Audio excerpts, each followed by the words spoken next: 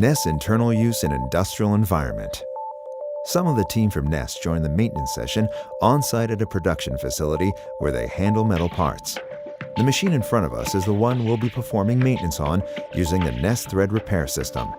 This machine is an electric-operated forming press used for various blanking jobs.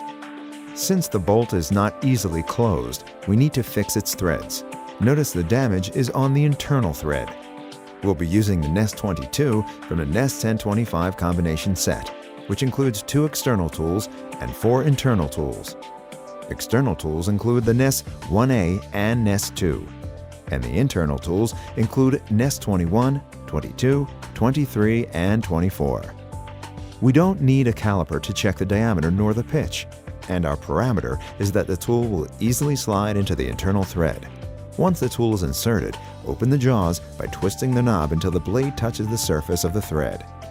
Do not apply force. Finally, rotate the tool until it comes out of the end of the thread. The Nes 22 should be rotated like a normal tap wrench, with the blades cutting to the front. While the tool is being rotated, it is reshaping the shoulders of the thread, cuts excess metal parts, and cleans the thread from dust, oil, and other debris. As a result, the thread is restored to its original shape. The threads should now fit into the machine smoothly, as if the part was restored back to its original condition.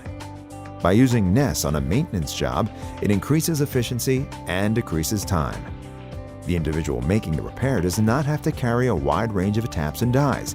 Instead, the Nes 1025 or other Nes sets will cover all the threads that need to be repaired. Again, no need for measuring the thread or determining its pitch or type. The Nes tool sets replace thousands of taps and dies. Using the tools correctly will save time and money, increasing production efficiency and decreasing the cost.